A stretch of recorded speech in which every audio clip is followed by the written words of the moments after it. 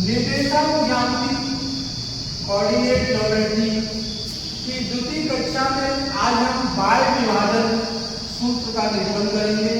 जैसे कोई एक रेखाखंड AB है, उसको P बिंदु बाह्य विभाजित करता है, उसके लिए हम सूत्र का निरूपण करेंगे। यहाँ पर ये x एक्सिस है, ये या y एक्सिस।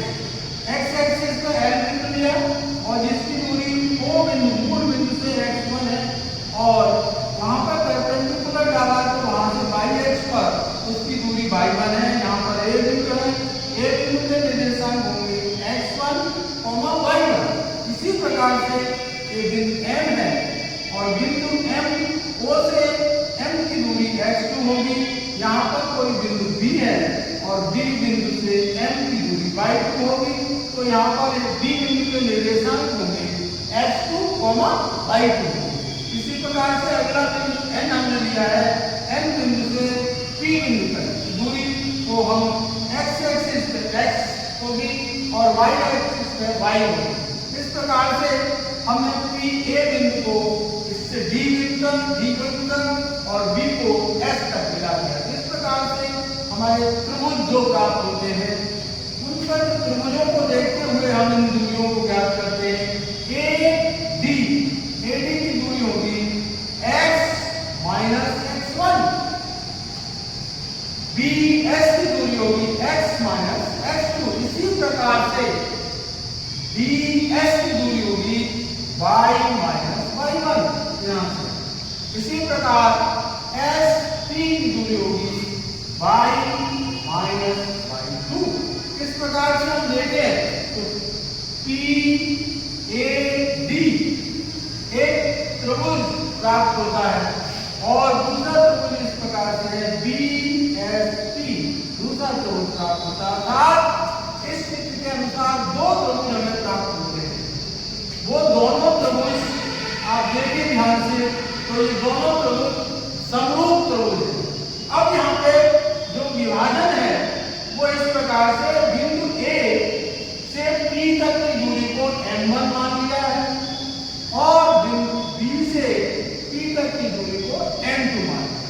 तो इन दोनों त्रिभुजों के समरूप होने की स्थिति में त्रिभुज ADB तथा त्रिभुज BSP दोनों त्रिभुज समरूप त्रिभुज हैं। अतः समरूप त्रिभुज के आधार पर AD upon BS equal to DS upon PS equal to AP upon PB।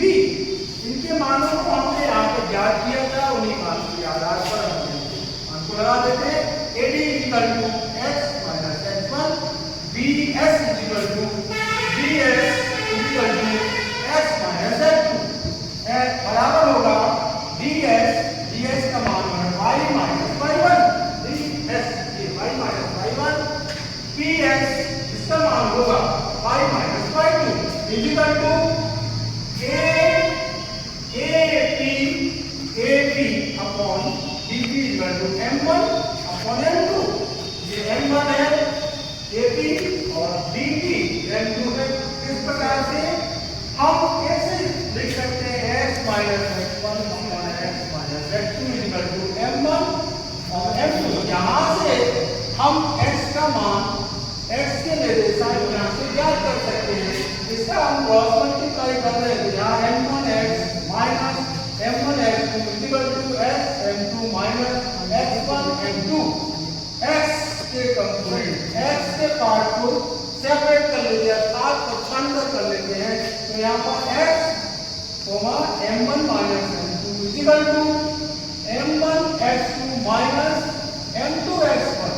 x की वैल्यू हमें ज्ञात करनी है, अर्थात x के निर्देशांक हमें ज्ञात करने हैं। तो यहाँ से हम देखें कि M1x2 minus M2x1 upon M1 M2 ये x के निर्देशांक यहाँ से ज्ञात होंगे। इसी प्रकार से हम देखें ऐसी सूत्र के आधार पर y का भी मान हम ज्ञात कर सकते हैं। y M1 y2 minus M2 y1 upon M1 minus M2। इस प्रकार से दिए गए बाह्य बिंदु के निर्देशांकों को हम ज्ञात कर सकते हैं।